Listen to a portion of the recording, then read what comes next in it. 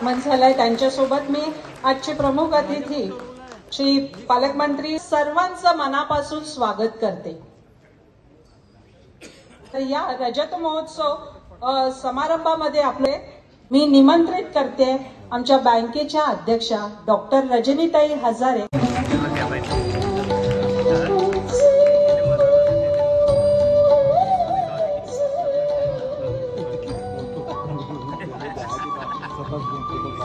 आणि आमच्या ज्येष्ठ संचालिका माजी मंत्री शोभाताई पण त्यांना शुभाशीर्वाद देतात। कळला तरच आपला सर्वांगीण विकास होईल, कारण कुठेतरी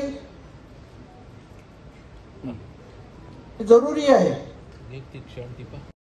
जनतेच्या मनावर राज्य केलंय त्यांनी। विरोधी पक्ष नेता म्हणूनही संयमी।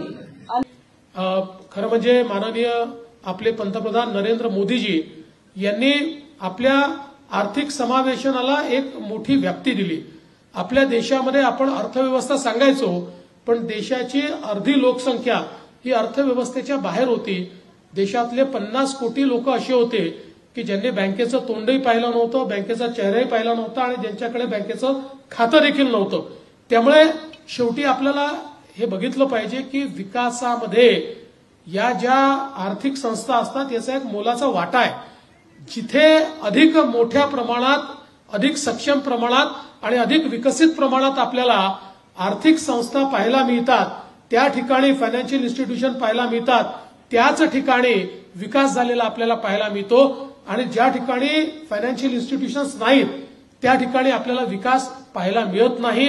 आणि म्हणूनच माननीय मोदीजींनी संपूर्ण भारतातल्या प्रत्येक व्यक्तीला फायनान्शियल इन्क्लुजनच्या माध्यमातून, आर्थिक समावेशनाच्या माध्यमातून या बँकिंग सिस्टीमशी जोडलं। आज त्याचा परिणाम काय आहे? आज त्याचा परिणाम असा आहे की प्रत्येकाचं अकाउंट तयार झालं, डिजिटल आयडेंटिटी तयार झाली आणि आज आपल्या देशामध्ये या डिजिटल आयडेंटिटीच्या माध्यमातून, या अकाउंटच्या माध्यमातून कुठल्याही व्यक्तीला त्याचे जे फायदे आहेत ते थेट त्याच्या खात्यामध्ये आपण देऊ शकतो। डीबीटी सारखी एक व्यवस्था आपल्याकडे तयार झाली, ज्याच्यामुळे मोठ्या प्रमाणात भ्रष्टाचार कमी झाला आणि आता त्याच व्यवस्थेचा उपयोग करून सामान्य माणसाला देखील अधिकारिता देण्याकरता वेगवेगळ्या योजनांतनं वेगवेगळी कर्ज दिली जातात, त्यातनं त्यांना आपल्या पायावर सक्षमतेनं उभं करता येतं। आणि म्हणूनच ही जी काही आर्थिक सक्षमता आहे याच्याकरता